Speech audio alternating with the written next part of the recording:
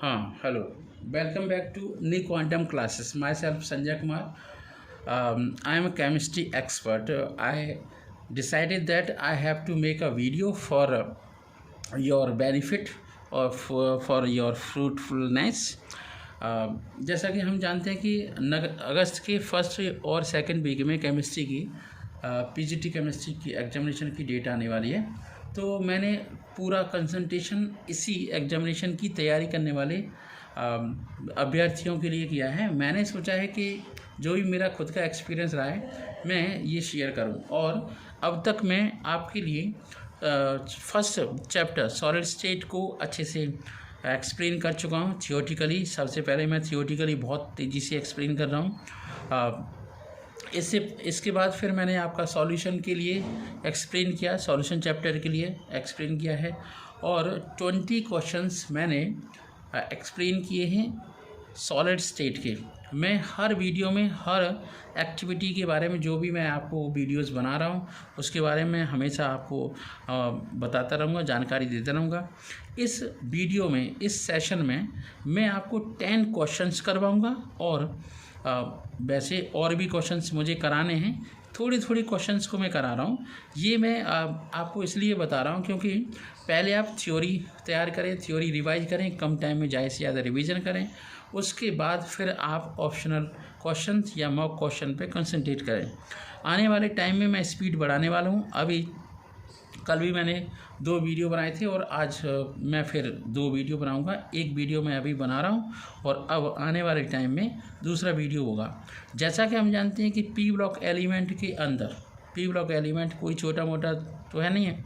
इसके अंदर 6 ग्रुप हैं, मतलब 13 group, 14 group, 15 group, 16 group, 17 group और 18 ग्रुप। ठीक है, तो अब इनका एक बार में एक वीडियो में वीडियो बनना काफ़ी अनकम्फर्टेबल रहेगा और बहुत उबासी सा रहेगा।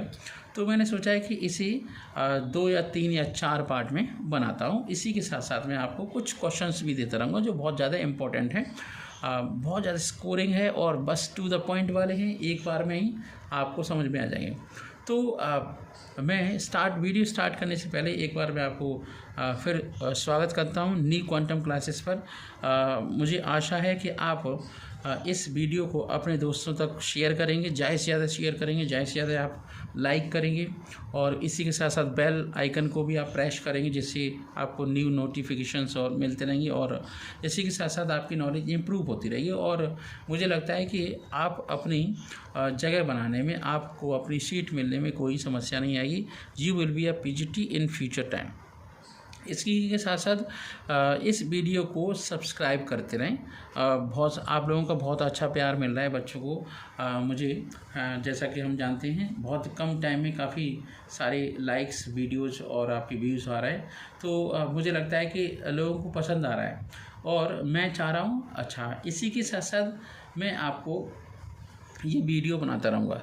चलिए तो हम स्टार्ट करते हैं। चैप्टर का कोई नाम नहीं है, चैप्टर नंबर 11 है ये आपका इस 11th क्लास की बुक में। तो ये 11th क्लास का पोर्शन है। सबसे पहले मैं 13 और 14 ग्रुप को स्टार्ट करता हूँ। ठीक है, चलिए स्टार्ट करते हैं। पी ब्लॉक एलिमेंट का मतलब ये होता है कि those element whenever we do the electronic configuration of the element, the last one electron goes in a p subcell। तो अगर किसी भी एलिमेंट का इलेक्ट्रॉनिक कॉन्फ़िगरेशन करने पर पी सबसेल के अंदर इलेक्ट्रॉन जाता है तो वो पी ब्लॉक का एलिमेंट होता है। तो सबसे पहले मैंने बोरॉन की फैमिली लिया, मैंने पूरा लिख दिया है ये क्या है। P block element boron family. इस बोरॉन फैमिली का जो आपका जनरल फार्मूला है वो NH2NP1 है, मतलब पी सबसेल के अंदर केवल 1 इलेक्ट्रॉन है। इस 13 ग्रुप के अंदर आपके 5 एलिमेंट हमें पढ़ने हैं। सबसे पहला एलिमेंट है बोरॉन, सिंबल है कैपिटल B। दूसरा एलिमेंट है एल्युमिनियम, सिंबल है कैपिटल A स्मॉल l। तीसरा एलिमेंट है गैलियम, सिंबल है कैपिटल G स्मॉल a। चौथा एलिमेंट है इंडियम, थोड़ा गला खराब है आज, thallium, capital T small l। ठीक है, इसका अगर हम इलेक्ट्रॉनिक कन्फ्यूजन करें तो हमने क्या कर रखा है, एक रेफरेंस एलिमेंट ले रखे हैं। हम रेफरेंस एलिमेंट आराम से ले सकते हैं, जिससे एक लाइन में किसी भी एलिमेंट का आप आसानी से इलेक्ट्रॉनिक कन्फ्यूजन कर सकते हो। तो बोरॉन 5 इलेक्ट्रॉन होते हैं, एटॉमिक नंबर 5 होता है। तो helium 2s2 2p1, aluminium 13 atomic number होता है, तो नियॉन 3s2 3p1, गैलियम का एटॉमिक नंबर 31 होता है, तो argon 4s2 3d10 4p1, 49 atomic number होता है इंडियम का, तो krypton 5s2 4d10 5p1, and thallium का एटॉमिक नंबर होता है 81, Xe 6s2 5d10 6p1। ये केवल मैंने इसी ग्रुप का इलेक्ट्रॉनिक कन्फ्यूजन समझाया है। आप बहुत समझदार हैं और एक्सपीरियंस्ड हैं, आपको छोटी छोटी बातें बतानी है, केवल याद लगानी है। जैसा कि हम जानते हैं कि इस ग्रुप के अंदर boron, aluminium, gallium, indium, thallium आते हैं। इनमें से हमें क्या करना है, हमें केवल इम्पोर्टेंट पॉइंट्स बताने हैं, जिससे आप एज इट इज़ जो क्वेश्चन पूछे जाएँ एज इट इज़ आप लिखते चले जाओ, टिक लगाते चले जाओ। तो अगर हम बोरॉन की बात करें तो बोरॉन की जो आपकी अवेलेबिलिटी होती है तो वो ऑर्थोबोरिक एसिड की फॉर्म में होती है, जैसे H3BO4 की फॉर्म में। ज़्यादातर इनके फॉर्मूले पूछे जाते हैं और नंबर ऑफ़ एटम, जैसे मान लो बोरैक्स है तो बोरैक्स में नंबर ऑफ़ OH एटम की अटैचमेंट पूछी जाती है बोरॉन के साथ। बात समझ में आ रही है? तो ये बात आपको अच्छे से समझ आनी चाहिए। तो बोरैक्स इस तरीके से Na2B4O7 10s2, यहाँ B4 होना चाहिए, Na2B4O7, ठीक है। तो ये आपका 10s2 है, कार्नाइट है, तो Na2B4O7 4s2 होता है कार्नाइट, ठीक है। इसके बाद एक जो आपका बोरॉन के जो रिजर्व्स पाए जाते हैं वो आपका पूगा लेट जो लद्दाख में पाई जाती है, सांबर लेक राजस्थान में पाई जाती है। तो भारत के अलग अलग पोर्शन में ये आपका बोरॉन काफ़ी अधिक मात्रा में पाया जाता है। सबसे ज़्यादा बोरैक्स के फॉर्म में होता है। बोरॉन के दो आपके आइसोटोप होते हैं, 5b11 एंड 5b10। आइसोटोप का मतलब ये होता है कि दो element having same atomic number and having different atomic mass are called each other isotopes. Isotope में नंबर ऑफ इलेक्ट्रॉन सेम होते हैं, नंबर ऑफ प्रोटॉन सेम होते हैं, न्यूट्रॉन्स डिफरेंट होते हैं, ठीक है। और जैसा कि हम जानते हैं आपका 5b11 की अवेलेबिलिटी ज़्यादा होती है 5b10 के कंपैरिजन में। और इसके बाद आता है आपका एल्यूमिनियम। तो एल्यूमिनियम की रिजर्व्स जो होते हैं, एल्यूमिनियम 3rd नंबर का एलिमेंट है जो आपका एबंडेंट में पाया जाता है या फिर पाया जाता है। तो aluminium is most abundant metal, या हम कह सकते हैं एल्यूमिनियम को 3rd पार्ट में रखा गया, मतलब 3rd नंबर पर है। तो जो आपका एल्यूमिनियम है, अगर हम मेटलर्जिकल प्रोसेस के बारे में देखें तो एल्यूमिनियम बॉक्साइट से एक्सट्रैक्ट किया जाता है, जो मेटलर्जिकल प्रोसेस होती है। तो Al2O3 और 2H2 होता है। अगर हम इसका एक और देखें, जिसे हम कहते हैं और, एक ऐसा केमिकल सब्सटेंस होता है जिससे हम प्रॉफिटेबली किसी भी मेटल को आसानी से एक्सट्रैक्ट कर सकते हैं। तो यहाँ पर ये क्रायोलाइट है, इसका फॉर्मूला होता है Na3AlF6। अब होता क्या है, इस टाइप के पॉइंट्स में जो आप मैं फॉर्मूले और नेम इसलिए बता रहा हूँ क्योंकि केवल और केवल नंबर ऑफ़ एटम भी पूछ लिए जाते हैं। वो अंदर की बात पूछेगा, ऐसे ही नहीं आपको पीजीटी बनाएगा। पीजीटी बनने के लिए आपको थोड़ी सी नॉलेज भी होनी चाहिए। तो बेसिक्स चीज़ें आप रिवाइज करें।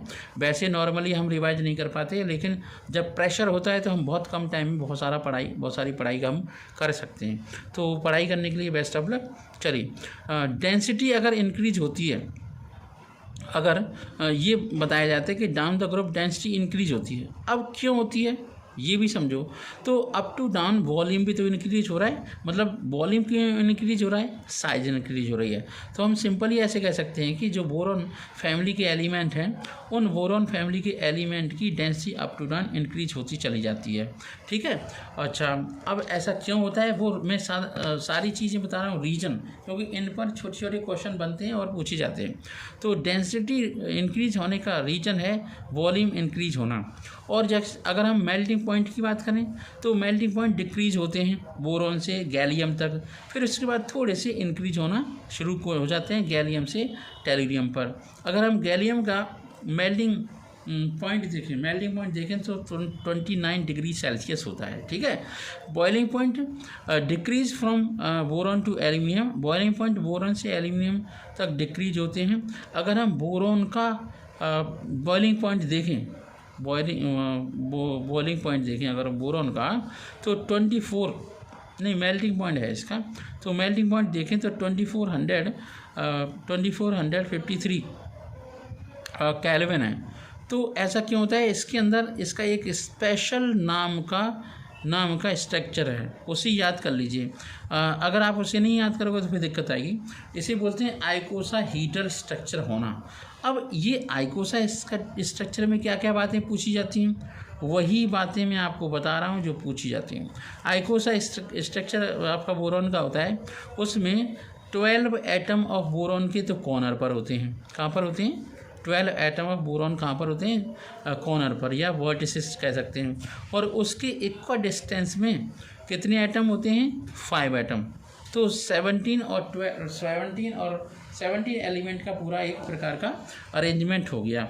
तो इसे हम आइकोसा हीड्रल स्ट्रक्चर कहते हैं, जिसकी वजह से इसका बॉइलिंग पॉइंट, मेल्टिंग पॉइंट काफ़ी ज़्यादा होता है।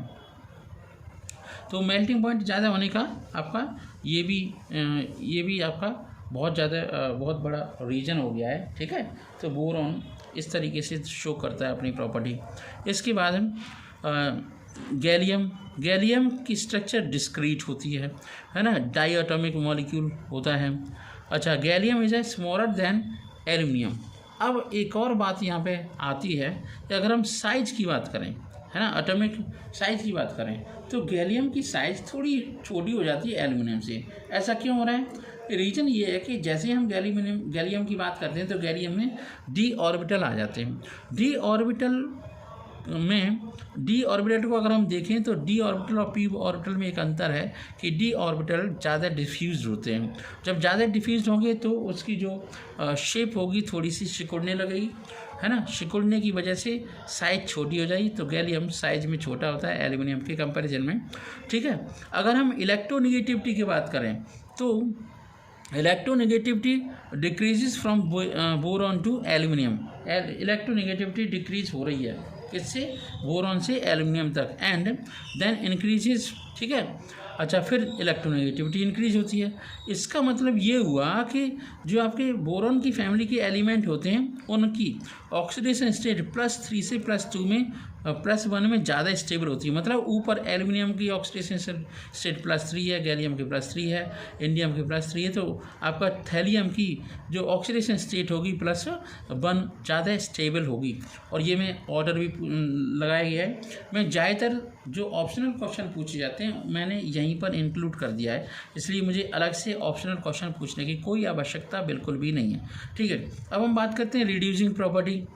तो फर्स्ट एक ग्रुप के बोरॉन फैमिली के जो आपके एलिमेंट होते हैं उनमें उनकी जो आपकी रिड्यूसिंग प्रॉपर्टी है वो आपकी होती है aluminium, gallium, indium and thallium.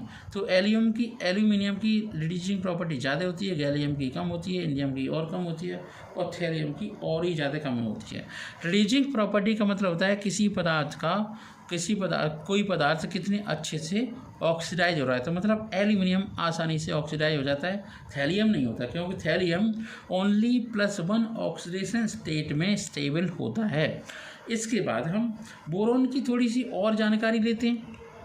तो अगर हम बोरॉन के टाइप देखें, उनकी हाइड्राइड्स देखें, तो बोरॉन BH3 डाइबोरेन में ज़्यादा स्टेबल होता है B2H6 में, ठीक है। तो वो बोरॉन जब B2H6 में ज़्यादा स्टेबल होता है तो हम जानते हैं कि ये इसके 2 टाइप के बोरॉन के हाइड्राइड होते हैं जिन्हें हम कहते हैं नीडोबोरेन BnHn+4 और एरेक्नोबोरेन। क्या वो कौन से बोरेन होते हैं? नीडोबोरेन एंड एरेक्नोबोरेंस, ठीक है। तो ये 2 टाइप के बोरेंस होते हैं। चलिए हम थोड़ा सा और आगे बढ़ते हैं, ठीक है। अब हम बात करते हैं बोरॉन फैमिली की, फिर दोबारा से फिर वहीं पे फिर आ गए। तो जो आपका अगर हम बोरॉन फैमिली में कुछ और भी बात बताएं, जैसे आपका एल्यूमिनियम, लिथियम, एल्यूमिनियम, हाइड्रोजन की बात करें, तो ये बहुत अच्छा रिड्यूसिंग एजेंट होता है। रिड्यूसिंग एजेंट आपका लिथियम, गैलियम, हाइड्रोजन भी होता है, लेकिन ये सबसे ज़्यादा है। और एक और बात है, जो आपका अमोनिया होता है वो लीव्स बेस होता है। तो लीव्स बेस का मतलब होता है number of electron pair donate करना। तो जो आपका एल्यूमिनियम हाइड्राइड है, इस एल्यूमिनियम हाइड्राइड में एल्यूमिनियम के पास वैकेंट डी ऑर्बिटल होते हैं, इसलिए एल्यूमिनियम हाइड्राइड लीव्स एसिड की तरह काम करता है। कैसे काम करता है? Leaves acid. और ये आपका होता है लीव्स बेस। ठीक है, अब हम बात करते हैं नेक्स्ट। अब इनके हाइड्रोक्साइड की और ऑक्साइड की बात होगी। तो बोरोन का हाइड्रोक्साइड BOH का होल थ्राइस है, उसका ऑक्साइड B2O3 है। ठीक है, और ये आपके इनके ऑक्साइड कैसे होते हैं?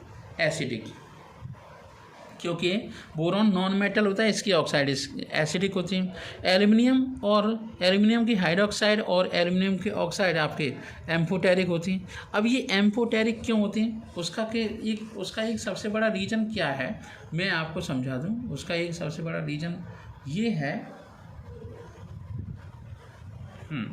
क्या रीज़न है?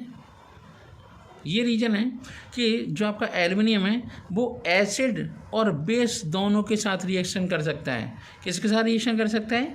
एसिड के साथ और बेस के साथ, दोनों के साथ रिएक्शन कर सकता है, इसलिए एम्फोटेरिक प्रॉपर्टी शो करता है। ऐसे ही गैलियम है, गैलियम का हाइड्रोक्साइड और गैलियम के ऑक्साइड दोनों ही एम्फोटेरिक होते हैं। और जो आपका इंडियम का हाइड्रोक्साइड होता है, इंडियम का ऑक्साइड होता है, ये आपका बेसिक होता है।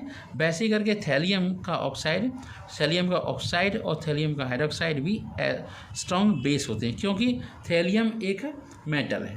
ठीक है, अप टू डाउन हम जानते हैं किसी भी ग्रुप में मेटेलिक प्रॉपर्टी इंक्रीज होती चली जाती है। अप टू डाउन क्या होता है? मेटेलिक प्रॉपर्टी इंक्रीज होती चली जाती है। ये बात अच्छे से आप समझ लें। ठीक है, तो ये आपकी प्रॉपर्टीज़ थी। इसके साथ साथ हम एक और बात समझते हैं कि जैसे अगर हम आपकी NaAlO2 की बात करें, हम किसी की बात करें NaAlO2 की, इसे हम सोडियम एल्यूमिनेट कहते हैं। मतलब ये हुआ कि जब एल्यूमिनियम का हाइड्रोक्साइड और ऑक्साइड रिएक्शन करते हैं सोडियम हाइड्रोक्साइड के साथ, तो सोडियम एल्यूमिनेट बनते हैं, सोडियम मेटा एल्यूमिनेट बनते हैं। और अगर कोई आपसे कोरंडम का फॉर्मूला पूछता है तो कोरंडम का फॉर्मूला Al2O3 होता है। बोरिक एसिड होता है H3BO3, क्या होता है? H3BO3। और पोटेशियम बोरेट होता है K3BO3। ये नाम पूछे जाते हैं, इसमें नंबर ऑफ एटम तक पूछ लिया जाता है। इसके बाद एक बहुत इंपॉर्टेंट बात आपको समझानी है जो मुझे अभी बताना है। जैसे हम बोरॉन की बात करें, चलो यहीं पे समझ लेते हैं। बोरॉन है तो बोरॉन का इलेक्ट्रॉनिक कॉन्फ़िगरेशन 1s2 2s2 और आपका 2p1 होता है। अब हम क्या करते हैं, ये आपके बैलेंस इलेक्ट्रॉन है। ठीक है, इन बैलेंस इलेक्ट्रॉन को हम क्या करते हैं 2s और 2px 2py 2pz है ना, 2px 2py 2pz, 3 अलग अलग ऑर्बिटल में हम इन्हें शो कर देते हैं। तो यहाँ पर तो 2 इलेक्ट्रॉन, ये ग्राउंड स्टेट है, यहाँ पर आपका 1 इलेक्ट्रॉन है, ये आपकी ग्राउंड स्टेट है। अब बात समझ में आ गई। तो अगर हमें बोरॉन के कुछ कंपाउंड बनाने हैं, जैसे कि BCl3 BF3 इस टाइप के बोरॉन के हैलाइड बनाने हैं, तो हमें इलेक्ट्रॉन को एक्साइट कराना पड़ेगा। तो ये एक्साइटेड इलेक्ट्रॉन हो गए। अब ऑर्बिटल में मैंने एक्साइटेड इलेक्ट्रॉन आपको दिखा दिए है। अब यहाँ पर आप क्या देख रहे हो, जो आपका बोरॉन है इसमें एक ऑर्बिटल तो आपका p ऑर्बिटल तो खाली ही पड़ा हुआ है। ठीक है, इसके साथ साथ अगर आपका फ्लोरीन आपका अटैच होगा, तो फ्लोरीन के जो ऑर्बिटल होंगे, है ना, ये जो आपके 3 ऑर्बिटल हैं ये sp2 हाइब्रिडाइज हो जाएंगे और 3 ऑर्बिटल इस तरीके से प्लेन में अरेंज हो जाएंगे। ऐसे ये तरीका रहेगा। और इनके साथ भी फ्लोरीन के एटम, है ना, वो तो p ऑर्बिटल की तरह होते हैं, मतलब डंबल होते हैं, तो डंबल के ऑर्बिटल का ओवरलैपिंग हो जाएगा। तो ये एक्चुअली ऑर्बिटल स्ट्रक्चर है। क्या है? ऑर्बिटल। अब इसमें आप एक इम्पॉर्टेंट बात देख रहे हैं, यहाँ पर ये जो वैकेंट p ऑर्बिटल है, क्या है? वैकेंट p ऑर्बिटल, ये आपका 2p ऑर्बिटल है। और अगर हम फ्लोरीन की बात करें तो फ्लोरीन का बॉन्डिंग p ऑर्बिटल आपका 2p ऑर्बिटल है, फ्लोरीन का भी। तो जब 2p ऑर्बिटल और 2p ऑर्बिटल एक जैसी शेप के होंगे, तो यहाँ पर एक इम्पॉर्टेंट प्रॉपर्टी हो जाती है कि सिग्मा बॉन्ड के थ्रू तो इलेक्ट्रॉन दे देता है बोरॉन, और पाई बॉन्ड के थ्रू इलेक्ट्रॉन दे देता है, ले लेता है। तो इसमें हो जाती है बैक बॉन्डिंग। क्या हो जाती है, बैक बॉन्डिंग। कभी कभी बैक बॉन्डिंग का कॉन्सेप्ट पूछ लिया जाता है, तो मैंने आपको बैक बॉन्डिंग का कॉन्सेप्ट समझा दिया है अभी कभी। इसी बैक बॉन्डिंग की कॉन्सेप्ट की वजह से BF3 में, मतलब बोरॉन के वैकेंट p ऑर्बिटल और फ्लोरीन के बॉन्डिंग p ऑर्बिटल के जो लोन पेयर हैं उनके बीच में अच्छी बैक बॉन्डिंग हो जाती है, जिसकी वजह से बोरॉन पर जो वैकेंट p ऑर्बिटल है उसमें इलेक्ट्रॉन चले जाते हैं। कभी ये वाला f ऑर्बिटल इलेक्ट्रॉन दे देता है, कभी ये वाला दे देता है, ये खाली नहीं रहता। और आप जानते हो जो ये आपके एक अच्छे लीव्स एसिड होते हैं। अब लीव्स एसिड का अगर हम अरेंजमेंट देखें, है ना, ऑर्डर देखें, तो ये जो आपका ऑर्डर मैंने आपको समझाया है वो आपका ऑर्डर होगा। मतलब यहाँ पर BI3 भी लिख सकते हो। तो BF3 कम एसिडिक होगा, उसके बाद BCl3 और ज़्यादा एसिडिक होगा, फिर BBr3 और एसिडिक होगा, BI3 और ज़्यादा एसिडिक होगा। तो ये एसिडिटी जो आपकी है वो इस बात के ऊपर डिपेंड कर रही है कि बैक बॉन्डिंग कितनी ज़्यादा हो रही है। जितनी अच्छी बैक बॉन्डिंग उतना ही कम एसिडिक। तो ये आपके इनके हैलाइड्स थे बोरॉन के, है ना, boron trifluoride boron, trichloride boron, tribromide boron, triiodide. अब हम थोड़ा सा और आगे बढ़ते हैं। तो इसे हमने समझा दिया है कि हाइड्रोजन बोरॉन बैक बॉन्डिंग पाई बैक बॉन्डिंग हो जाती है, जिसकी वजह से पी पाई बैक बॉन्डिंग होने की वजह से जो बैक डोनेशन हो जाता है, इसी को हम बैक डोनेशन के नाम से जानते हैं। कई टेक्निकल टर्म है इसमें अच्छे से, इसलिए मैंने सारे टेक्निकल टर्म को एक्सप्लेन कर दिया है। अच्छा, अब हम थोड़ा सा और आगे बढ़ते हैं। हम बात करते हैं एल्युमिनियम हैलाइड की। तो एल्युमिनियम हैलाइड का मतलब क्या हुआ, AlH3, ठीक है। तो एल्युमिनियम हैलाइड जो आपका होता है AlCl3। तो AlCl3 डाइमर फॉर्म में रहता है। कैसी फॉर्म में रहता है, डाइमर में। तो ये बन जाता है आपका Al2Cl6, ठीक है। तो Al2Cl6, इस Al2Cl6 की स्ट्रक्चर को हम थोड़ा सा देखेंगे, अभी देखते हैं। तो अगर हम अभी इसकी स्ट्रक्चर देखते हैं तो हमें ये समझ में आता है। मान लीजिए ये आपका एल्यूमिनियम है, ये दूसरा एल्यूमिनियम है। यहाँ पर एक क्लोरीन दिखाइए, एक क्लोरीन यहाँ दिखाइए, एक क्लोरीन यहाँ पर, एक क्लोरीन यहाँ, एक यहाँ पर, एक यहाँ। तो ये आपके दो क्लोरीन यहाँ पर हैं, दो क्लोरीन यहाँ पर हैं। ये आपके क्लोरीन कैसे हैं, टर्मिनल, कैसे हैं, टर्मिनल, ठीक है। ये आपके टर्मिनल क्लोरीन हो गए। ये जो आपके हैं ये ब्रिजिंग हैं, BRIDGING। जो हमने मेन नोट्स बनाए हैं उसमें पॉसिबल नहीं है हर चीज़ को इंक्लूड करना, बना करके समझाना भी ज़रूरी होता है। तो जो आपके एल्यूमिनियम है, एल्यूमिनियम के पास मान लीजिए 3 इलेक्ट्रॉन है, इसके पास 3 इलेक्ट्रॉन है। हर एक क्लोरीन के पास तो 7 आउटर मोस्ट ऑर्बिट में इलेक्ट्रॉन होते ही हैं। इस एल्यूमिनियम की इलेक्ट्रॉन एक यहाँ दिखा देंगे, एक यहाँ दिखा देंगे। तो होगा क्या है, एक बार में ये एल्यूमिनियम इसके साथ कनेक्ट करेगा, इसके साथ कनेक्ट करेगा, बॉन्डिंग बनाएगा, कोवेलेंट बॉन्ड बनाएगा। और ये वाला जो क्लोरीन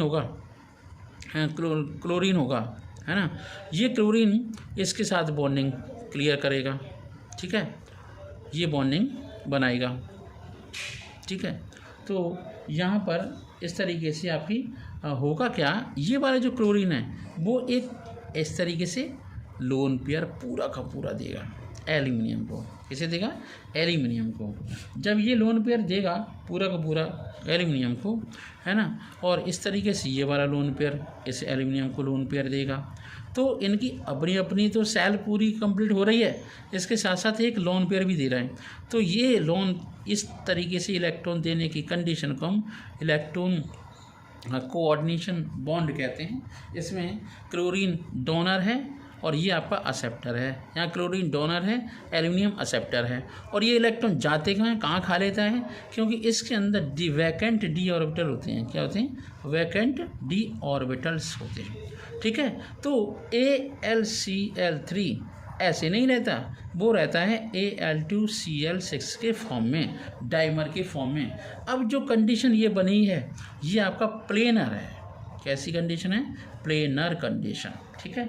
तो प्लेनर स्ट्रक्चर होता है, इसे हम dimeric structure of aluminium chloride के नाम से जानते हैं। काफ़ी सारी बातें इसके बारे में पूछी जाती हैं, कितने ब्रिजिंग क्लोरीन होते हैं, कितने आपके टर्मिनल क्लोरीन होते हैं। तो 4 टर्मिनल होते हैं, 2 ब्रिजिंग होते हैं, कितने कोवैलेंट बॉन्ड बनते हैं, 6 कोवैलेंट बॉन्ड होते हैं और 2 कोऑर्डिनेट बॉन्ड होते हैं। इस तरीके से आप समझ सकते हो। ठीक है, चलिए ये आपकी एल्युमिनियम के क्लोराइड की हिस्ट्री थी और पूरी स्टोरी थी, ये आपको समझाना ज़रूरी था। ठीक है, तो बोरॉन, अच्छा इसके बाद हम थोड़ा सा और ज़्यादा स्टार्ट करते हैं। जो आपके बोरॉन के फाइबर्स होते हैं और बोरॉन के फाइबर्स होते हैं, वो बोरॉन के फाइबर बहुत मजबूत जैकेट बनाते हैं, जैसे और भी कंट्रीज़ बना रहे हैं, ब्लड प्रूफ जैकेट बनाते हैं, वेस्ट जिसे बोलते हैं बनियान की तरह। और इसके बहुत सारे कंपोजिट होते हैं, कंपोजिट मटेरियल्स होते हैं जो एयरक्राफ्ट में यूटिलाइज होते हैं। बोरॉन की बात हो रही है। अब हम B10 की बात करते हैं, है ना। तो B10 एक ऐसा पदार्थ है जो न्यूट्रॉन को एब्जॉर्ब कर लेता है। जब वो न्यूट्रॉन को एब्जॉर्ब करेगा, है ना, तो उनके मेटल बोराइड बनेंगे। क्या बनेंगे? Metal borides. ठीक है, तो ये मेटल के बोराइड प्रोटेक्टिव शील्ड्स बनाते हैं जो हीट रेजिस्टेंट की तरह काम करते हैं। और कुछ ग्लास भी बनाए जाते हैं, जैसे बोरॉन से क्या बनाया जाता है? ग्लास। जैसे बोरेक्स, है ना, बोरिक एसिड का यूटिलाइजेशन भी किया जाता है ग्लास बनाने में, जिससे पायरेक्स ग्लास बनाया जाता है, ग्लास बूल बनाई जाती है, फाइबर ग्लास बनाए जाते हैं, है ना। और ये आपका क्या बनाया जाता है? आपका फ्लक्स का यूज होता है फॉर सोल्डरिंग। फ्लक्स का मतलब पिघला हुआ बोरॉन, जो सोल्डरिंग के लिए काम में आता है। ठीक है, तो ये बहुत ज़रूरी है कि क्या बनाया जा रहा है, क्या चीज़ है। ठीक है, इसके बाद फिर हम बात करते हैं orthoboric acid. Orthoboric acid mild antiseptic की तरह भी काम करता है और कुछ सेमीकंडक्टर्स की तरह भी काम करते हैं। हार्डनेस ऑफ स्टील बढ़ाने का काम करते हैं। ये सारे के सारे बोरॉन के यूजेस थे। ठीक है, तो अभी तक हमने काफ़ी सारी नॉलेज इकट्ठी कर ली है और इसका बेनिफिट हमें पीजीटी के क्वेश्चंस पेपर को सॉल्व करने में मिलेगी। ठीक है, अब हम थोड़ा सा और आगे बढ़ते हैं। अब हमें बोरेक्स का स्ट्रक्चर बनाना है। बोरेक्स का स्ट्रक्चर मैं स्पेशली आपको इसलिए बनवाना चाहता हूँ क्योंकि ये बोरेक्स का स्ट्रक्चर बहुत ज़्यादा पूछा जाता है। जैसा कि हम जानते हैं यहाँ पे B4 है, तो B4 बना दो, 4 जगह पर B बना दो। बना दिया। अब इन चारों B के बीच में ऑक्सीजन बना दो। हमने ऑक्सीजन भी बना दिया। ठीक है, इस B को OH के साथ जोड़ दो, इस B को यहीं पे OH के साथ जोड़ दो, इस B को OH के साथ जोड़ दो और इस B को OH के साथ जोड़ दो। तो ये पूछा जाता है कि कितने OH बोरॉन के साथ जुड़े रहते हैं, तो 4 OH बोरॉन के साथ जुड़ते हैं। ये क्वेश्चन बहुत ज़्यादा पूछा जाता है। जहाँ बोरॉन पर कैसा चार्ज होता है? निगेटिव चार्ज होता है। ठीक है, और सबको आपस में जोड़ दो। अब वो तो डिज़ाइन बनाने की बात है, हमें क्या करना है? हमने आपका बोरॉन के साथ ये जोड़ दिया। ठीक है, तो ये बन गया आपका बोरेक्स का स्ट्रक्चर। जैसा Na3BF4 जो आपका एक्चुअल में जो स्ट्रक्चर होता है Na2B4O7 10H2O क्या होता है? Na2B4O7 10H2O जो होता है, ये जो आपका होता है ऐसा नहीं दिखता, वो स्ट्रक्चर के थ्रू ऐसा होता है। ये क्लियर नहीं है लेकिन आपको समझ में आ जाएगा कैसे बनाना है। ठीक है, अब हम बाद में थोड़ा सा और एक्सप्लेन करते हैं कि जो बोरेक्स है इसका यूटिलाइजेशन क्या है। बोरेक्स से बहुत सारे मेटल के बारे में जानकारी मिलती है कि किसी भी सॉल्यूशन के अंदर वो मेटल है या नहीं है। तो उसे हम बोरेक्स बीड टेस्ट करते हैं। क्या करते हैं? एक पतली सी पिन की नीडल लेते हैं, जिसे जो पाउडर हमें मिलता है उसमें डिप करते हैं। हीट करने के बाद तो हीट की वजह से वो मेल्ट हो जाता है, उस पर डिप आ जाता है। फिर हम दोबारा से आग में फिर रखते हैं। तो जैसे मैग्नीज मेटाबोरेट बनता है, MnBO2 का होल ट्वाइस।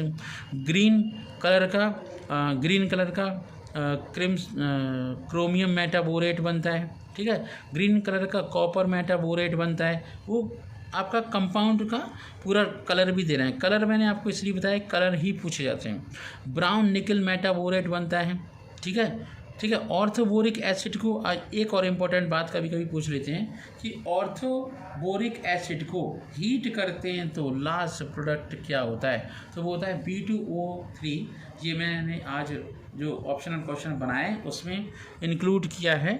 ठीक है, तो आगे बढ़ते हैं। तो बोरिक एसिड को हीट करते हैं तो मेटाबोरिक एसिड बनता है। HBO2 बनता है, इसे हीट करते हैं तो H2B4O7 बनता है। क्या बनता है? H2B4O7, ठीक है, ये आपका H2B4O7 बनता है हीट करने पर। इसे हम टेट्राबोरिक एसिड कहते हैं। इसका नाम लिख दो, टेट्रा, TETRA, टेट्राबोरिक एसिड, ठीक है, ये आपका टेट्राबोरिक एसिड है। बारीकी से मेरी बात को सुने, बहुत इम्पोर्टेंट है, ये आपकी इंस्पिरेशनल वीडियो बन रही है, ठीक है, ये यादगार है, मेमोरेबल है। चलिए, और लाइक करते रहिए, वीडियो को शेयर करते रहिए अपने दोस्तों को, और सब्सक्राइब भी करिए मेरे चैनल को, और ज़्यादा से ज़्यादा प्यार दीजिए जिससे मैं आगे बढ़ूं और आपके लिए ऐसे ही बढ़िया वीडियो लाता रहूं और मोटिवेट करता रहूँ आप लोगों को। और मेरी इसी में खुशी है, मुझे सबसे ज़्यादा खुशी होगी when ever you will be selected. तो अब हम बोरेन के बारे में थोड़ा सा पढ़ लेते हैं। तो बोरेन 2 टाइप की होती है, नीडो और अरेक्नो। अभी नीडो और अरेक्नो पढ़ेंगे। नीडो के कुछ एग्जांपल यहाँ पर हैं, डाइबोरेन, पेंटाबोरेन, हेक्साबोरेन, ऑक्टाबोरेन एग्जाम्पल हैं। डाइबोरेन के सामने 9 लिखा गया, 10 लिखा गया, 12, 11, 12, ये सब मैंने इंडिकेशन इसलिए लिख दिए जिससे आप भी इस बात को अच्छे से समझ लो कि आपको करना क्या है, ठीक है। तो ये वाला जो ब्लॉक है वो अभी जल्दी से जल्दी ख़त्म हो जाएगा, है ना, ठीक है। तो इसके बाद फिर हम थोड़ा आगे बढ़ेंगे।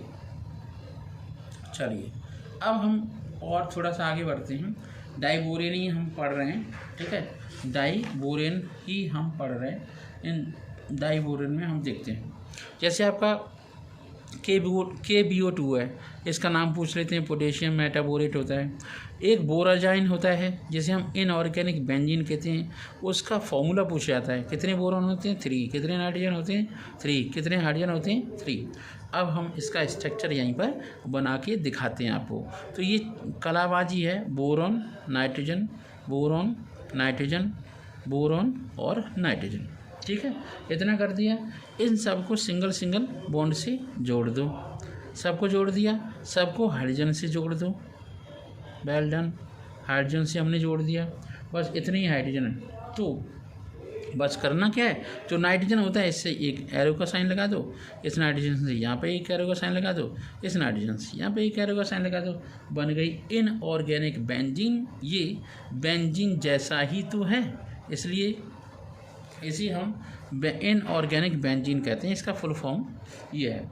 इनऑर्गेनिक बेंजीन को अमोनिया और बोरॉन हाइड्राइड, डाइबोरेन जो आपका जैसे डाइबोरेन बोला जाता है ना, उसके हीट करने से ही बनाया जाता है। चलिए, अब अगर हम एक और इम्पोर्टेंट चीज़ समझाना चाहें तो उसके लिए सबसे बेस्ट तरीका क्या है, थोड़ा सा या तो हमें बुक की हेल्प लेनी पड़ेगी, बुक को तो हम बाद में आपको समझाएंगे, पहले हम समझाते हैं। जैसा कि हमने अभी ये पॉइंट बताए थे कि बोरॉन, ये आपको समझाएगा, ये पॉइंट है, अभी मैंने रफ के पेज रखे हुए हैं। तो बोरॉन का इलेक्ट्रॉनिक कॉन्फिगरेशन 1s2 है, ठीक है। ये आपका इलेक्ट्रॉनिक कॉन्फिगरेशन ग्राउंड स्टेट का, ये एक्साइटेड स्टेट का है। BF3 जिस तरीके से बना रहे थे तो हम BH3 बना लेते हैं। क्या बना लिया हमने? BH3। तो ये जो आपका BH3 होता है वो B2H6 की फॉर्म में रहता है। BH3 होता है वो B2H6 की फॉर्म में रहता है। जब B2H6 की फॉर्म में बनता है तो इसे थोड़ा सा और अच्छे से आइडिया देते हैं। इसमें यहाँ पर बोरॉन ले लिया, यहाँ पर बोरॉन ले लिया, एक हाइड्रोजन यहाँ पर ले लिया, एक हाइड्रोजन यहाँ पर ले लिया, एक यहाँ पर, एक यहाँ पर। तो ये 4 तो टर्मिनल हाइड्रोजन हो गए, 2 ब्रिजिंग हाइड्रोजन हो गए। बात को समझना। अब इस बोरॉन के पास एक इलेक्ट्रॉन यहाँ पर है, एक इलेक्ट्रॉन यहाँ पर है। बोरॉन के पास है एक इलेक्ट्रॉन आपका यहाँ पर है और एक इलेक्ट्रॉन यहाँ है। एक इलेक्ट्रॉन मैंने यहाँ पर बना दिया। इस बोरॉन की भी कहानी ऐसी है, एक इलेक्ट्रॉन आपका यहाँ है, एक इलेक्ट्रॉन यहाँ, एक इलेक्ट्रॉन यहाँ पर है। अब कुछ नहीं होगा, ये तो आपका बॉन्ड बन गया इस तरीके से, ऐसे बॉन्ड बन जाएगा, ऐसे बॉन्ड बना दिया, ऐसे बना दिया और ऐसे बना दिया। यहाँ पर क्या होगा, ये इस तरीके से ये अपने आप बॉन्ड क्रिएट हो जाएगा ऐसे करके, है ना। तो इसे बोलेंगे 2 इलेक्ट्रॉन, है ना। 2 इनके हाइड्रोजन के भी अपने अपने इलेक्ट्रॉन हैं, हाइड्रोजन के भी अपने अपने एक इलेक्ट्रॉन हैं। तो यहाँ पर क्या हो जाएगा, 2 इलेक्ट्रॉन है ना, 3 सेंटर्ड है ना, 2 इलेक्ट्रॉन 3 सेंटर्ड बॉन्ड बन जाएगा, जिसे हम बनाना बॉन्ड कहते हैं, BANANA, ये बनाना जैसा बन जाता है। ठीक है, अगर आप इसे बुक में देखना चाहते हैं तो इस तरीके से आपका बुक में आप इसे देख सकते हो। तो जैसे मैं आपको बुक में दिखा रहा हूँ, मेरे पास ये मैंने जानबूझ के इसे रखा हुआ है, ये बुक में इस तरीके से दिखता है बनाना बॉन्ड। ठीक है, तो ये आपका बनाना बॉन्ड है, आप इसका स्क्रीनशॉट ले लें और खूब अच्छे से प्रैक्टिस करें। I hope you will be learn very short time. चलिए ठीक है, अभी के लिए इतना ही काफ़ी। चलिए आगे बढ़ते हैं। अब हमने क्या किया, यहाँ तक हमने ये समझ लिया।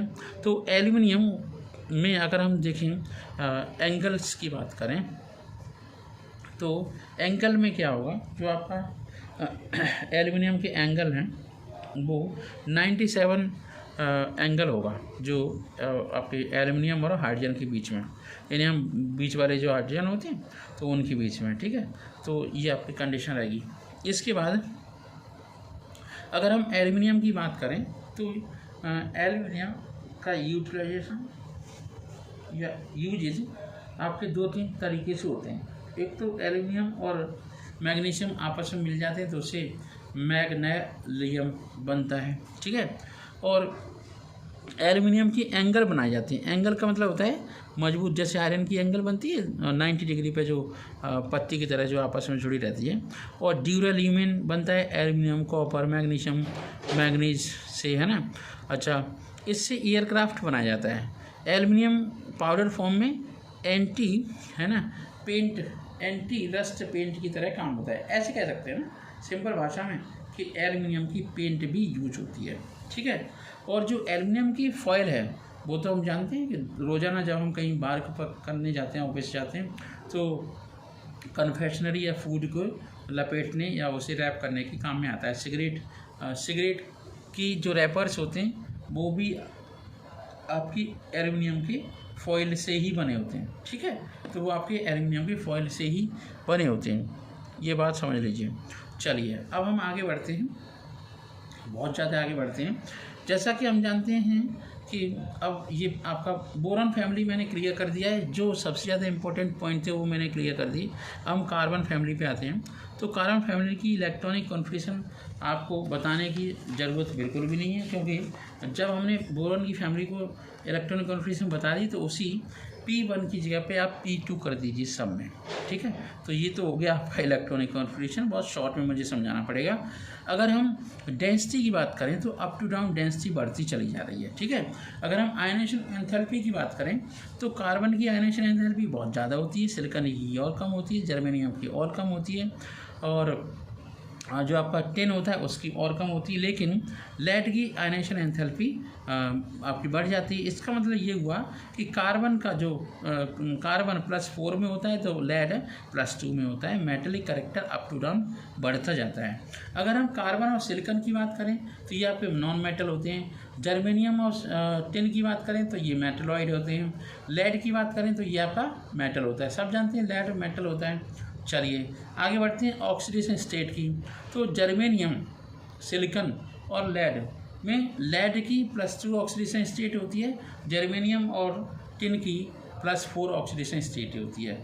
अगर हम कैटिनेशन की बात करें तो कार्बन सबसे ज़्यादा कैटिनेशन शो करता है, सिलिकॉन थोड़ा सा करता है कैटिनेशन। ऐसा ही है, केवल ये आपका ऐसा ही है, पेन मैंने चेंज कर दिया है। ठीक है, ये यहाँ पर ऐसा ही है। ठीक है, तो ये आपका ऐसा ही है। तो हो क्या रहा है यहाँ पे, ये आपका कार्बन का सबसे ज़्यादा कैटिनेशन होता है। फिर हम एलोट्रॉपी की बात करें तो कार्बन एक ऐसा एलिमेंट है जिसके सबसे ज़्यादा एलोट्रॉप्स पाए जाते हैं, काफ़ी ज़्यादा एलोट्रॉप पाए जाते हैं। बाकी की और चीज़ें हम स्टडी कर ही रहे हैं, जैसे कार्बन का ब्लॉक है। मतलब 2 टाइप के एलोट्रॉप होते हैं कार्बन के, एक होते अमॉर्फस, एक होते क्रिस्टलाइन। क्रिस्टलाइन में आपका बक में सल्फुरिन आता है, डायमंड आता है और ग्रेफाइट आता है। ठीक है, और जो आपका बाकी के होते हैं जैसे कार्बन ब्लैक है, है ना, चारकोल है, ये सारे के सारे आपके एलोट्रॉप्स होते हैं कार्बन के, मतलब कार्बन के एलिमेंट से अलग प्रकार के पदार्थ का होना है, ठीक है, ये आपकी एलोट्रॉपी है। और जैसा कि हम जानते हैं जो आपका कार्बन है वो टेट्राहेड्रल शेप ज़्यादा दिखाता है, जैसे उनकी halide carbon CH4, CCl4, silicon chloride, है ना, टिन क्लोराइड और लेड क्लोराइड, सब में टेट्राहेड्रल होता है, लेकिन PbCl4 न स्टेबल होकर के Pb2 में स्टेबल होता है। इसके बाद सिलिकॉन के अंदर d ऑर्बिटल होने की वजह से सिलिकॉन फ्लोराइड बनता है, सिलिकॉन हेक्सा फ्लोराइड बनता है, जर्मेनियम हेक्सा क्लोराइड बनता है, टिन हेक्सा हाइड्रोक्साइड बनता है, लेड हेक्सा हाइड्रोक्साइड बनता है, ठीक है। फिर निकिल, एक यहाँ पे इम्पोर्टेंट बात ये है कि नाइट्रोजन और सिलिकॉन और हाइड्रोजन के बीच में जो स्ट्रक्चर बनेगा वो आपका प्लेनर होगा। अब ये प्लेनर क्यों होगा? क्योंकि नाइट्रोजन क्यूब के पास आपका लोन पेयर होता है, वो सिलिकॉन के d ऑर्बिटल में चला जाता है, जिसकी वजह से पूरी स्ट्रक्चर कैसी हो जाती है? प्लेनर। और अगर हम नाइट्रोजन के टेट्रा मिथाइल नाइट्रोजन के साथ चार मिथाइल तो नहीं होंगे, 3 मिथाइल होने चाहिए। 3 मिथाइल अगर हम देखें, यहाँ पे थोड़ी सी मिस्टेक है, इसे समझा देते हैं। 3 मिथाइल अगर हम देखते हैं तो वो आपका कैसा होता है? पिरामिडल। इस चीज़ को मैं आपको इस डायग्राम की मदद से समझाना चाहता हूँ। ये आपका डायग्राम है, इसकी मदद से हमने समझा दिया आपको। तो अगर हम ये देखें कि ये आपका d ऑर्बिटल है, सिलिकॉन का क्या है? d orbital. ये है आपका नाइट्रोजन का p ऑर्बिटल। तो d ऑर्बिटल p ऑर्बिटल में हॉरिजॉन्टल ओवरलैपिंग हो जाएगी, है ना, जिसे हम कहते हैं d पाई p पाई बॉन्ड। कौन सा बॉन्ड कहते हैं? d पाई और p पाई बॉन्ड, ठीक है। तो इसकी वजह से ये पूरा शेप तो हो जाएगा प्लेनर, जैसा कि यहाँ पे देख रहे हैं नाइट्रोजन का प्लेन, नाइट्रोजन का बॉन्ड कभी इधर जा रहा है, कभी इधर जा रहा है, कभी इधर जा रहा है, तो ये आपका प्लेनर शेप हो गया। और अगर हम इस नाइट्रोजन की मिथाइल की बात करें तो भाई नाइट्रोजन के लोन पेयर की तरह काम करें। ये जो आपका नाइट्रोजन के साथ 3 मिथाइल लगे हुए हैं, है ना, CH4 के साथ 3 मिथाइल लगे हुए हैं, ये आपकी NH3 की तरह वर्क करेगा। कैसे वर्क करेगा? NH3 की तरह। तो इसे कहते हैं ट्राइसिलाइल अमाइन। क्या बोलते हैं इसे? ट्राइसिलाइल अमाइन, ठीक है। तो यहाँ पर हमने आपको समझाने की कोशिश करी है, ठीक है। तो कोशिश ये कर रहा हूँ कि बेटर एक्सप्लेनेशन दूँ। इसके बहुत सारे क्वेश्चन पूछे जाते हैं, इसलिए मैं किसी भी कोई मौका छोड़ना नहीं चाहता, है ना। कभी भी एग्ज़ाम हो तो बस उसे ही फर्स्ट और लास्ट चांस मानो, और हमें सिलेक्शन होना है, किसी भी तरीके से सिलेक्ट होना है। चलिए आगे बढ़ते हैं। हाँ, अब हम थोड़ा सा दूसरा पेज पकड़ते हैं। हाँ, हम यहाँ पे समझाए, थोड़ा सा स्पेस मैंने रखा था उसी चीज़ को समझाने के लिए, वो मैंने बुक से आपको समझा दिया है। अब इसे मुझे डायग्राम बनाने की ज़रूरत नहीं है। यहाँ पर d पाई p पाई मल्टीपल बॉन्डिंग बन जाती है। अब बात करते हैं हम हाइड्राइड्स की। किसकी बात करेंगे? हाइड्राइड्स की। तो अगर हम कार्बन के हाइड्राइड की बात करें, कार्बन के हाइड्राइड्स की बात करें, तो कार्बन के हाइड्राइड्स तो आपका कार्बन CH4 से स्टार्ट होते हैं, तो आपका मीथेन होता है, और भी हाइड्राइड होते हैं। तो अगर हम एल्केन की बात करें तो CnH2n होता है +2, और एल्कीन की बात करें तो CnH2n होता है, एल्काइन की बात करें तो CnH2n -2 होता है।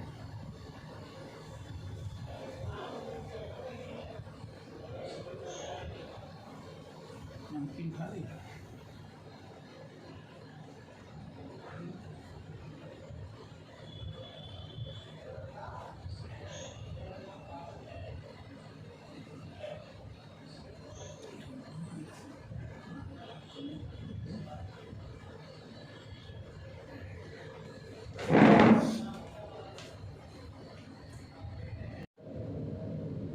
स्ट्रक्चर समझाने के बाद ये नतीजा निकला है कि जो आपके हाइड्राइड्स होते हैं कार्बन के, आपके एल्केन होते हैं, एल्कीन होते हैं, एल्काइन के टाइप होते हैं। जैसे आपका सिलिकॉन का हाइड्राइड है ना, तो इसे हम सिलेन भी कह सकते हैं। और जर्मेनियम का हाइड्राइड तो जर्मेंस कहते हैं, ठीक है। हाइड्राइड के अपने अपने नाम हैं। अगर SnH4 है तो उसे मोनोस्टेन बोलेंगे, PbH4 है तो प्लम बेन बोलेंगे। इनके नाम पूछे जाते हैं, इसलिए मैंने आपको इंक्लूड किया है। अब हम बात करते हैं थर्मल स्टेबिलिटी। तो thermal stability up to down decrease होती है, मतलब अगर हमने जरा भी हीट दिया तो ये आपके टूट जाते हैं, ब्रेक डाउन हो जाते हैं, ठीक है।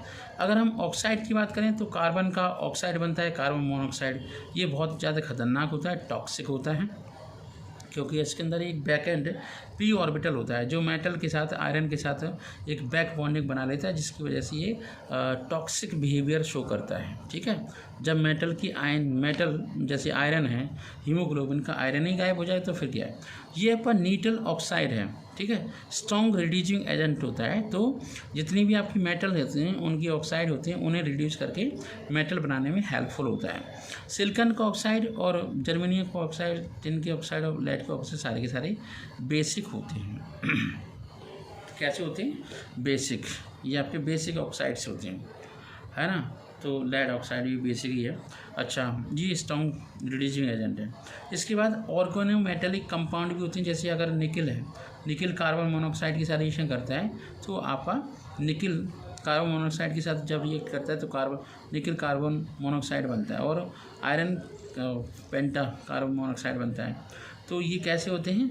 ऑर्गेनोमेटेलिक कंपाउंड, ठीक है। आगे बढ़ते हैं। कार्बन डाइऑक्साइड एसिडिक होता है। अगर हम इनकी ऑक्साइड देखें, सिलिकॉन का ऑक्साइड लेस एसिडिक होता है, जर्मेनियम का ऑक्साइड थोड़ा सा एसिडिक होता है, और जो आपका SnO2 और PbO2 होते हैं उसमें से SnO2 तो एम्फोटेरिक होता है, और जो आपका PbO2 होता है वो भी एम्फोटेरिक तरह ही बिहेव करता है, लेकिन क्योंकि ये कभी PbO4 में कभी कन्वर्ट होते रहते हैं, ऑक्सीडाइजिंग एजेंट की तरह बिहेव करता है। चलिए आगे बढ़ते हैं, बहुत ज़्यादा आगे बढ़ रहे हैं हम, ठीक है। कार्बन फैमिली चल रही है, और ये आपके लिए PGT की तैयारी भी चल रही है आपके साथ साथ। हमारे साथ बनी रहिए, लाइक करती है, सब्सक्राइब भी करते रहिए, और आपका स्वागत है नई न्यू क्वांटम क्लासेस में। हाँ, अगर हम देखें कि वहाँ पे कार्बन डाइऑक्साइड के केस में तो वहाँ पे पी बॉन्ड बन रहा था। क्यों बन रहा था? कि कार्बन का 2p ऑर्बिटल है और आपका ऑक्सीजन का भी 2p ऑर्बिटल है, तो उनके बीच में उनकी शेप सेम होने की वजह से ओवरलैपिंग आसानी से हो जाती है। लेकिन अगर हम सिलिकॉन की बात करें तो सिलिकॉन आपका 3p ऑर्बिटल है और ऑक्सीजन का 2p ऑर्बिटल है, तो यहाँ मज़ा नहीं आता, मतलब ओवरलैपिंग इनकी प्रॉपर तरीके से नहीं हो पाती। इसलिए सिलिकॉन ऑक्सीजन के केस में केवल और केवल सिंगल बॉन्ड बनता है। तो जो आपका क्वार्ट्ज होता है, तो सिलिकॉन के 3D स्ट्रक्चर्स जो होते हैं सिलिकेट के, उन्हीं के क्वार्ट्ज कहते हैं, और क्रिस्टल वेलाइट के नाम से भी जाना जाता है, और ट्राई डायमाइट के नाम से जाना जाता है। इसके बाद है कार्बन के कुछ सब ऑक्साइड भी होते हैं। क्या होते हैं? सब ऑक्साइड। जैसे 3 कार्बन, 1 2 3 कार्बन, इसके टर्मिनल कार्बन पर ऑक्सीजन डबल बॉन्ड से जुड़ा रहता है। ये लीनियर स्ट्रक्चर होता है, बॉइलिंग पॉइंट 6 डिग्री होता है। इसकी स्पेलिंग बहुत गंदी होती है, सड़े अंडे की तरह, मतलब गंदी स्मॉल होती है, फॉल स्पेलिंग होती है, सड़ी हुई। इसके बाद हम हेलाइड्स की बात करते हैं, तो कार्बन के हेलाइड्स होते हैं carbon tetrachloride, silicon chloride, germanium tetrachloride, SN tetrachloride और लेड टेट्राक्लोराइड। लेकिन लेड टेट्राक्लोराइड PbCl2 में ज़्यादा स्टेबल होता है, समझ लीजिए, ठीक है। इसके बाद हाइड्रोजन सिलिकॉन फ्लोराइड होता है, हाइड्रोजन हाइड्रोफ्लोराइड सिलिसिक एसिड, कुछ ऐसे बोल नहीं सकते, हाइड्रोफ्लोराइड सिलिसिक एसिड होता है। तो यहाँ पर बताया भी गया है कि PbCl2 ज़्यादा स्टेबल है PbCl4 के कंपैरिजन में, ठीक है। PbO2 ज़्यादा स्टेबल है PbO के कंपैरिजन में, नहीं PbO ज़्यादा स्टेबल है PbO2 के कंपैरिजन, क्योंकि यहाँ पे Pb की जो स्टेट है वो +2 ज़्यादा स्टेबल है, ठीक है। इसके बाद कुछ फॉर्मूले हैं, जैसे आपका डोलोमाइट है, कैल्शियम कार्बोनेट मैग्नीशियम कार्बोनेट होता है, मैलिकाइट है, कॉपर कार्बोनेट होता है, कैल्शियम कार्बोनेट होता है, नहीं कॉपर कार्बोनेट होता है, कॉपर हाइड्रोक्साइड होता है, कैल्साइट है, कैल्शियम कार्बोनेट है, सिडेराइट है, FeCO3 है, और कैलेमाइन है, ZnCO3 है, मैग्नीसाइट है, MgCO3। इनके नाम याद करना बहुत ज़रूरी है, मैग्नीसाइट, कैलेमाइन, कैल्साइट, सिडेराइट, मैलिकाइट, है ना। तो अगर आप इनके नाम याद करेंगे तभी हम नैया पार लगा पाएंगे। कुछ एलोट्रॉप्स भी होते हैं, है ना, उसके कार्बन के, वो एलोट्रॉप्स 2 टाइप के होते हैं। अगर हम क्रिस्टलाइन की बात करते हैं तो डायमंड, ग्रेफाइट, फ्लोरीन होता है। अमोर्फस की बात करें, जिन्हें हम माइक्रो क्रिस्टलाइन के नाम से जानते हैं, कोर होता है, चारकोल होता है, और लैंप ब्लैक होता है। डायमंड हम जानते हैं टूल कटिंग में होता है। सॉलिड स्टेट में मैंने डायमंड और ग्रेफाइट को अच्छे से एक्सप्लेन किया है, ठीक है। इसके बाद हम आगे बढ़ते हैं। चलिए अब हम बात करते हैं ग्रेफाइट की। तो ग्रेफाइट में हेक्सागोनल शीट होती है, sp2 हाइब्रिडेशन होता है, गुड कंडक्टर ऑफ इलेक्ट्रिसिटी होती है। ग्रेफाइट है ना लेब्रिकेंट की तरह ज़्यादा वर्क करता है, ठीक है। लेड पेंसिल के अंदर यूटिलाइजेशन होता है इसका ग्रेफाइट का। फुलरीन 1985 में एक्सप्लेन किया गया था HW कालो और RF फुलरीन के द्वारा, RF कर्ल और RE स्मॉलर जी के द्वारा। इन 1996 में इसमें नोबेल प्राइज़ भी मिला है। इसके बड़े बड़े केज होते हैं, स्फेरॉइडल केज होते हैं, जैसे फुटबॉल होती है वैसे केज होती हैं, जिसे हम बकमिस्टर नाम के एक साइंटिस्ट थे उन्होंने एक्सप्लेन किया था। इसके अंदर जो अगर हम कार्बन 60 की बात करें तो कार्बन 60 में 26 मेंबर रिंग होती हैं, आपस में जुड़ी रहती हैं, और 12 5 मेंबर रिंग होती हैं। अगर यहीं पर कार्बन 70 हो जाए, ठीक है, तो 12 5 मेंबर रिंग होती हैं और 25 6 मेंबर रिंग होती हैं। ये आपको डेटा याद करना है और कुछ नहीं याद करना है। तो जो आपका बकी बॉल की तरह इनका नाम है, बकी बॉल भी दूसरा नाम होता है। कोक होता है, कोक को डिस्ट्रक्टिव डिस्टिलेशन ऑफ कोल से बनाया जाता है। चारकोल को वुड और चारकोल को 3 कैटेगरी में डिवाइड किया गया है, वुड, एनिमल चारकोल और शुगर चारकोल को, ठीक है। अब इसके बाद हम बात करते हैं लिक्विड की। हाँ, तो जहाँ पर कलरलेस वोल्टाइल लिक्विड होते हैं सिलिकन्स, और ये semiconductor, photovoltaic cell, optical fibre की तरह वर्क करते हैं। सिलिकॉन ऑक्साइड को हम सिलिका भी कहते हैं, ठीक है। इसके कुछ और एग्जांपल हैं, जैसे आपका क्वार्ट्ज, अमोर्फस क्रिस्टल, है ना, ये प्योरेस्ट फॉर्म का होता है क्वार्ट्ज, क्रिस्टलाइन होता है, और प्रिम्सन्स कलर होता है। जेम में इसका यूटिलाइजेशन होता है। सिलिका जेल भी बहुत ज़्यादा यूज होता है, सिलिका जेल को कैसलकर की तरह भी यूज करते हैं, ठीक है। तो ये आपके एग्जांपल थे। अब हमने आपको सिलिका के लिए स्पेस छोड़ रखा है कि सिलिका को हमें कैसे बनाना है। तो सिलिका अपने आप में एक प्रकार का नेटवर्क होता है जो SiO4 से बनता है। तो सिलिकन को बनाने के लिए सिलिकन बॉन्ड बना दो, ठीक है, इतना ही ज़रूरी है। यहाँ ऑक्सीजन हो जाएगा, फिर सिलिकन हो जाएगा, फिर ऑक्सीजन बना दो, फिर सिलिकन बना दो, और इस तरीके के नेटवर्क आपके आपस में बनते रहेंगे। तो ये आपका नेटवर्क बना रहता है। और ये अगर हम 3D स्ट्रक्चर देखें तो सिलिकन इस तरीके से ऑक्सीजन है, फिर ऑक्सीजन है, यहाँ पर ऑक्सीजन है, और ये ऑक्सीजन है, और इस पर -4 साइन होता है। ये शीट आपस में जुड़ती रहती हैं, जिसकी वजह से जो सिलिकन है वो बनाए जाते हैं। और यहाँ पर एक और एग्जांपल है एल्काइल ट्राइक्लोरोसिलेन, RSiCl3 के नाम से जानते हैं, और इसके अंदर क्रॉस लिंकेज होते हैं। कैसे होते हैं? Cross linkage. जैसे इनका अगर हम यूज देखें तो ये H2O है ना, मतलब वाटर प्रूफिंग क्लॉथ की तरह काम करते हैं, और पेपर बनाए जाते हैं, वैसलीन बनाई जाती है, लुब्रिकेंट्स बनाए जाते हैं, और इन एरोप्लेन में भी यूज होते हैं। सिलिकन की रबर यूज होती है स्पेस के शिप में, जो विंडो वगैरह पेन होते हैं उसके अंदर, जेट के प्लेन होते हैं उसमें विंडो में यूज होती है। It is excellent insulating material. ये आपका इंसुलेटिंग मटेरियल होता है जो आपकी इलेक्ट्रिकल मोटर होती हैं, उन इलेक्ट्रिकल मोटर में कॉपर का, एल्यूमिनियम का वायर बनाया जाता है। उसके साथ साथ पतले कागज जैसे पदार्थ वो यूज किए जाते हैं पॉली की तरह, तो वो इंसुलेटर मटेरियल ही होते हैं। इसके बाद लास्ट पॉइंट है आपका सिलिकेट्स अपने आप में बहुत बड़ा नाम है, छोटा नाम नहीं है। तो सिलिकेट्स के कुछ एग्जांपल हैं, जैसे क्वार्ट्ज है, एस्बेस्टस है ना, एस्बेस्टस का formula calcium, magnesium, silicon, oxygen, ठीक। फेल्डस्पार है, potassium, aluminium, silicon, oxygen, mica है, जियोलाइट है। ये जो आपके सिलिकेट्स होते हैं वो अलग अलग टाइप के होते हैं। नंबर 1 टाइप होता है आपका ऑर्थो सिलिकेट। क्या होता है? ऑर्थो। ये बिल्कुल सिंपल यूनिट होती है, जिसमें एक सिलिकॉन ऑक्साइड की यूनिट होती है, जो 4 ऑक्सीजन से आपस में जुड़ी रहती है। इनके कुछ एग्जाम्पल इस तरीके से हैं, जैसे बेलीमाइट, ठीक है, और फेनासाइट, ठीक है, और हैं आपके पायरोसिलिकेट्स होते हैं। अब दूसरे टाइप के सिलिकेट हैं पायरोसिलिकेट।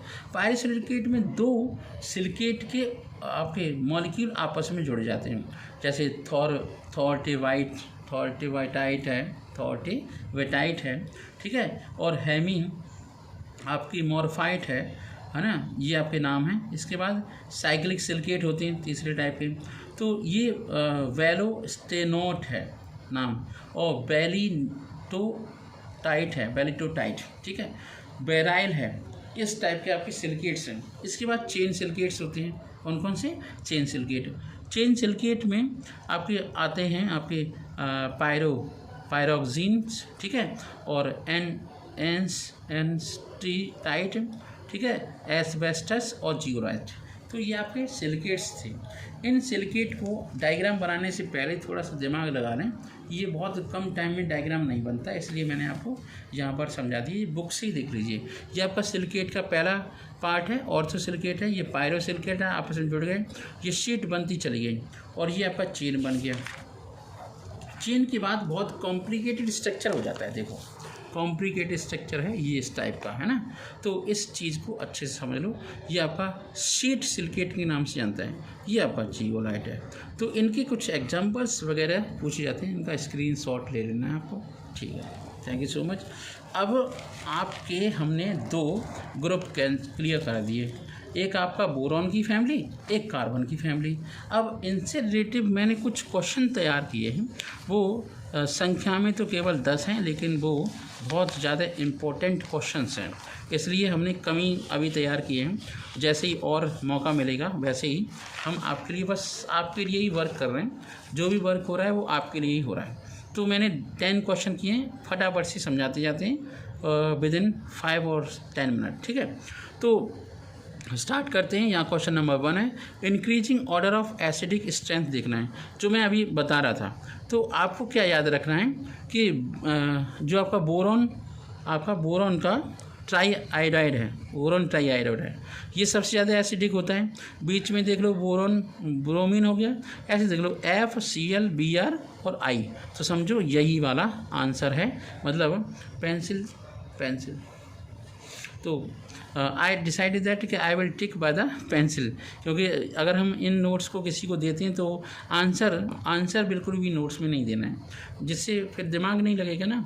तो 4 ऑप्शन है, थोड़ा सा दिमाग लगाओ, 4-5 सेकंड खर्च करो, 10 सेकंड का टाइम होता है, जिससे हम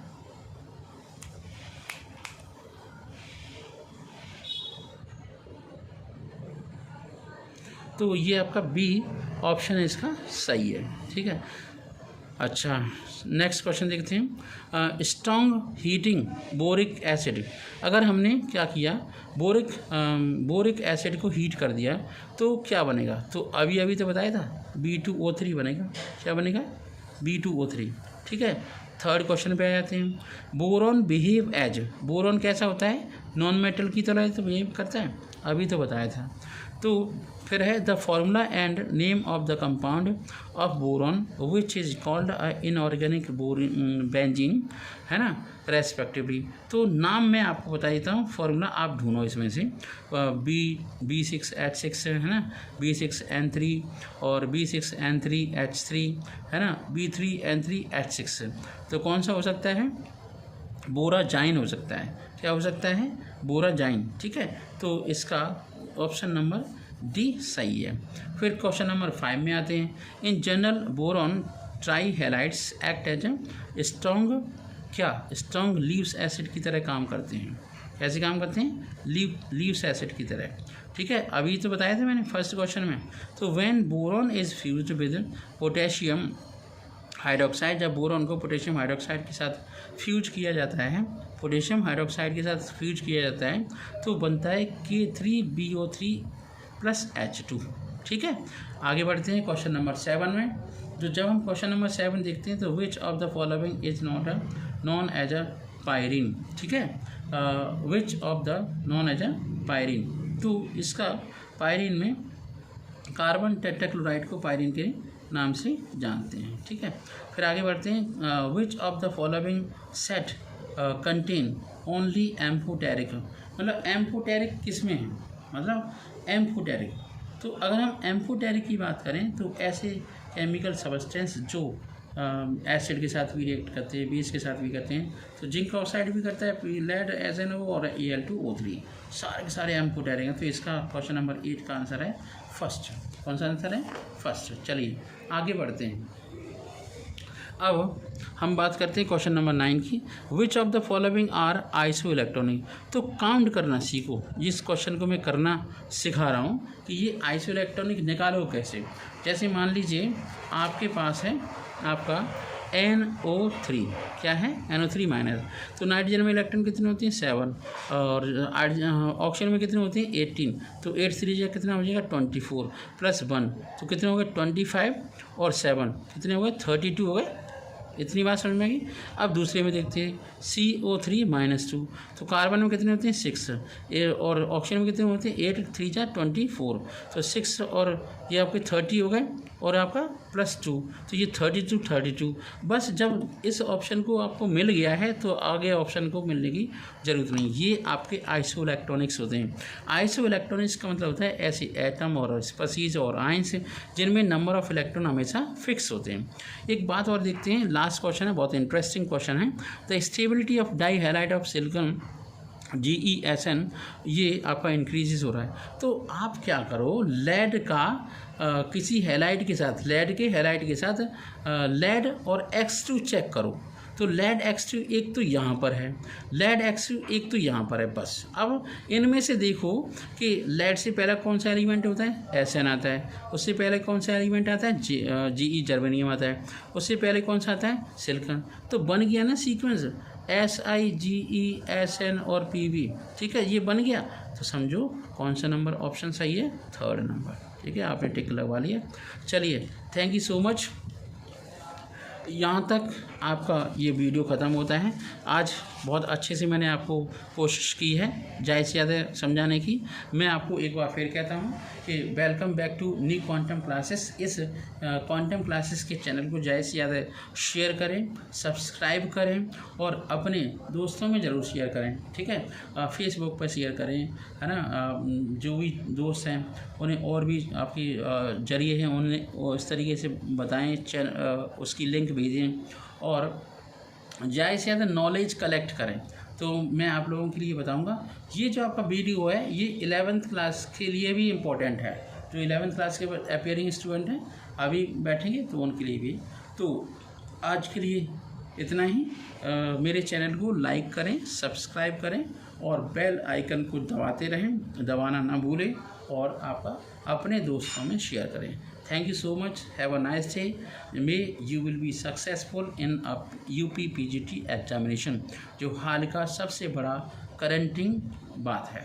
ठीक है, थैंक यू सो मच।